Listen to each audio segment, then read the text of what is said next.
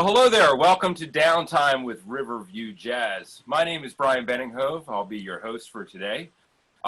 We're having a lot of fun right now interviewing some of these amazing local artists here in the area. And when I say local, for those of you watching on the other side of the world, for you millions, this is Jersey City, Hudson County, right across the water from Manhattan. This is episode 3. We would not have made it this far without the generous support of our presenting sponsor, Bank of America, as well as our longtime partner, Hudson County Office of Cultural Affairs and Tourism Development. Well, here we are. It is summer 2020. We're approaching the end of the summer here. It's been a trying summer for everybody, but I just want to let everybody out there know that music is happening. Musicians are playing now all the time. So if you want to see live music, you can go to a park, see musicians playing, street events. There's musicians playing outside bars and restaurants, as well as live streaming 24/7 on all of your devices. So if you want to know how you can help, and I am assuming you do if you've made it this far into this program, just listen, get out there, try to go see some music if you can. Listen to some live streams, tip the guys, buy some records of people, donate to organizations that support live music. And really the key is just keep on listening, because music doesn't happen if people aren't listening. So that's how you can help. Speaking of listening, you have got to listen to our next guest. This guy is, we're so excited to have him here. This guy is one of the most adventurous musicians I know. He's got a haunting, beautiful sound on the horn that can turn menacing and scary on the drop of a hat. This guy's salt of the earth. We'd like to welcome in right now the great saxophonist, Tony Malaby. Tony, how are you doing? Really good. Thank you, Bryan. Great introduction. Oh. Of course, man. So what are you doing now? What have you been keeping up to? You still keeping the flame going musically? Have you become a master chef? What have you been doing? A little of both. Good observation. Are you watching some of my posts on Facebook? No, I've been eating very well, and just the time in the kitchen. Yeah, chops are really banging there. Nice. No, I've been very inspired because of teaching and because of a situation that I discovered a couple of years ago with Billy Mintz, who's a drummer who lives in Teaneck. Mm-hmm. And coming home from a gig once, we still felt like playing, and we set up under a highway, under the turnpike. And so I've been meeting there with Billy and John Abear, who's a bass player who lives in the Heights here. And we play down there, and that's where the skaters hang out, the traffic and the traffic noise from the highway above, ambulances, you name it. It's an incredible place to improvise. And also to Woodshed, I've shown them some of my tunes by ear. I've written tunes for the trio. Cool. So now, just to let people kind of know, you have your hands in a lot of different baskets here as a musician. You lead a lot of different ensembles. You're a prominent sideman with a lot of great musicians, and you travel the world really to make a living playing with a lot of different people. It's a very fascinating way for people that aren't quite familiar with the life of a musician. Can you just talk me through a typical year a little bit in the year of Malaby land? Well, I had a really good run in Europe for about 8 years, and then it dropped off significantly. And what kind of moved into position that kind of took over was a relationship with musicians who lived in Canada, in Toronto. A drummer named Nick Fraser, and that developed into going there regularly and developing his music with two really good musicians, a bass player named Rob Clutton and Andrew, I'm having a Jazzheimer senior moment, and another bass player, and then I developed a little scene in Bogota, Colombia. I was invited there to go and do a residency at a club called Matik, and they hooked me up with really beautiful musicians and teaching. And I go back a few times a year and do the same thing and continue um, developing a sound with these guys. And it's really beautiful because there's things that have helped me out during this pandemic where they've come through with, they had me take a solo, you know, and they won a song competition with it, and they're going to send some money. Um, I also developed at the same time a thing with Argentina. Yeah. I went there for the first time. I think it might have been five years ago. And again, I was invited to teach, and then they hooked me up with musicians. And most of the musicians that I played with have been people who studied with me here in Jersey City. Who Interesting, really. Listen, yeah. So it's and those are the people I'm developing music with. And there's 3 or 4 ensembles that I lead when I'm there, and I'll go for a month at a time, 2 months at a time. Yeah. And it's a very special place in my heart for me too. Yeah, well, plus the opportunity to immerse yourself in all these different cultures and the food and the people is like, besides the music, is pretty hip too. I mean, that's a very... And speaking Spanish. I grew up speaking Spanish, and I mean, I've lost a lot of it from moving to New York and moving to Jersey. You know, I've kind of, but now in the last 3 years, it's been very good for me, and I love how it's affected my articulation, my flow, it's a thing. Yeah. Rolling all your R's on the C melody. Oh man. Well, speaking of that, how the hell did you get to Jersey City? How did you end up here? Well, I moved here in 1995. From where? We were living in Tempe, Arizona. That's where Arizona State University is. And I went to school there, and I also went to William Patterson in Wayne. Me too. I went there for 2 years, from 1990 to 92, and then I left New York, and I went back, and I taught at Arizona State. I was an adjunct teacher who taught improv and jazz saxophone and this thing, and then we get a call to, if we wanted to take an apartment in the East Village for $260 a month. And we said, well, can you give us a week to think about it? And we called him back in 2 hours. There's a great friend of ours named Dave Scott, who actually came and played with the trio 2 days ago. Oh, really? He came, yeah, and I have not played with Davey in about 15 years. I think even before my son was. He's from, the last time I played with him was around the Internet Cafe days.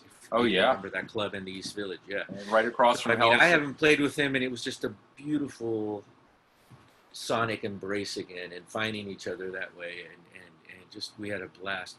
But he sublet the apartment to my ex-wife and I. And we were there for a little under a year, and they found out we were there illegally, so they kicked us out. We moved to Williamsburg for a year, and we were in deep Bushwick.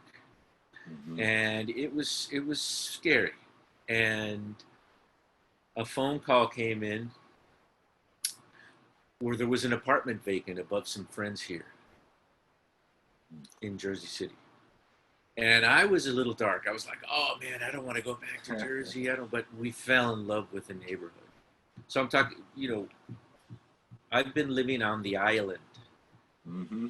as it's called here in Jersey City, which is, Newark Avenue, where it starts going up from the cemetery. Yep. Yeah.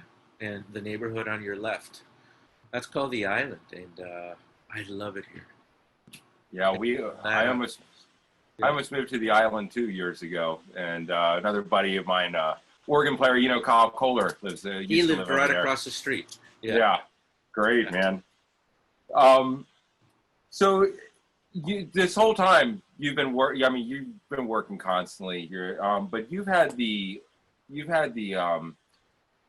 I want to say the pleasure of working with some of the greatest band leaders you could work with in your career. I mean, Paul Motion, Charlie Hayden, Mark Elias, Fred Hirsch, Tim Byrne, Chris Lightcap. I mean, some really amazing stuff, not to mention all the people that work with in your band. Can you tell me a little bit about your experiences there with some of these band leaders, things that you really enjoyed, things that you've learned, things that surprised you about working with a couple of these guys? Well, the main thing is there's no division with any of them, anybody you just mentioned, between free or straight ahead, or it's just how somebody plays. And yeah, it's an open place for a voice and improvise with me. And that's why I moved to New York. Right. Is you come here to find these kinds of people to work for or to play in your band. And just that type of expression. And it gets beyond style. Yeah. And I mean, it's been, I really feel lucky. I really feel like those connections really sparked an inspiration that's still in me with all of this craziness that's happened, how things have shut down. I'm writing tunes again. I'm practicing more than ever. And a lot of that is because of the interest also in the teaching with the students. The level of the students is more mature, and people want to know what I'm working on. Mm-hmm. So I get to practice with them. Yeah. And this exchange right now, and even through Zoom, it's a different type of, you fall into a different type of thing, and it's working for me. That's different than when before COVID, everybody would come and study sound. Right. And so you're standing across from somebody in the same room live, and you can work on that dimension, and you can. But now with the Zoom thing, it's different. And what's great is it's got me working on different things. So now it's going into a more of a vocabulary, linear, melodic, harmonic place, and showing that to people, and creating a poem with it, you know. And moving it around in different tempos with different attitudes, and I'm really lucky. I've got people from South America,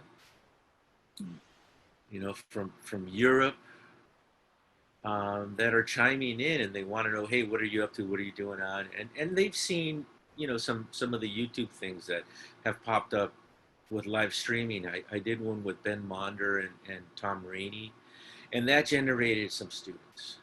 Oh, nice. I did a trio, the trio from down here, the Turnpike Trio, did a live stream. We went to a recording studio in Brooklyn, and that was up on YouTube for a while. And I think you have some footage of it. We're going to show some footage of that.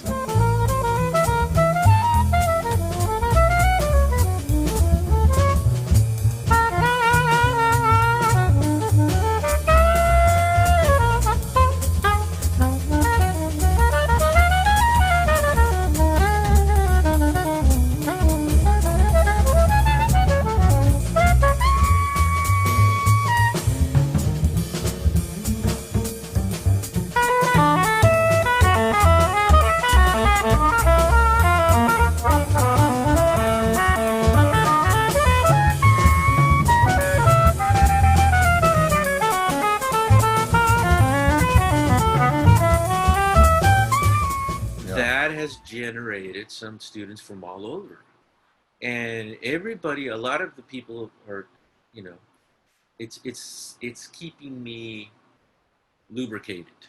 Boy, yeah, I hear you, man. It's keeping me, yeah. Well, I think it's really interesting too, with just, you know, I mean, the journey of playing music, and, you know, the combination of life's journey is how your relationship to music develops, you know, over the course of time, and how you're mentioning that, and how that affects your teaching too is interesting too. Do you see now things that you used to think were more important and things that are now more important instead, and how it affects that with Oh, definitely. Yeah. And again, it's like I'm sure most people are having these kinds of time lapses, time lapse, time travel dimensions where I feel like I'm at William Patterson again. And filling in these holes that I kind of pushed aside in those moments, and dealing with playing time better, clear articulation. How do you want to articulate this idea in time? And just the way Billy and Aber play, and they want to play tunes, and just they've inspired me to learn tunes again. Oh wow! And being that, and I was kind of removed from it, from all of the free improv, kind of open improv situations that I created for myself, and it's wonderful to come back on it. But I'm rusty, and I have to work on it, and it's what I'm teaching. Right. And it's just I'm in a really good place and clear about it, and it's generated composition. And yesterday we recorded a boogaloo that I wrote called Henry Street, which is Henry Street here on the island, and I'm excited to share it with people. I'm really, and it's Hey, so if people want to take lessons with you, or buy some of your recordings, check it out, how should we go? Yeah, I mean, I'm on Facebook. You can message me through Facebook. I'm on Instagram. You can message me through there. My email is tmalaby, all lowercase, at yahoo.com. Yeah, I'm easy to find on Facebook. Great. So I definitely encourage everybody to check out some of his vast discography. Oh, we were just talking, I forgot to even mention, over 200 recordings, they say you're on. So, you got 800 more to go. And it's amazing. Well, Tony, we're going to wrap it up here, but man, thank you so much for all the music that you bring into the world. And thanks for taking the time to sit down here with me. And I think the next time we'll be sitting down, we'll hopefully be on your stoop over an ice cold one from a cooler, so. Yes. Thank you, Brian. Yep, absolutely. Let's do that. All right. Well, thank you. I'll see you at 6:30. Maybe I might get rained out tonight. All right. Thank you, Brian. So that was Tony Malaby once again. Thank you to Tony. Check out his music. Thank you to our presenting sponsor, Bank of America. Thank you to Hudson County Office of Cultural Affairs and Tourism Development. Our logo was done by Maurizio Massi. Theme song was composed by yours truly. And our video editor is Rod Holliday. So thank you to everybody that's making it happen. That's episode 3 of Downtime with Riverview Jazz. Thank you, and I'll see you in the next one.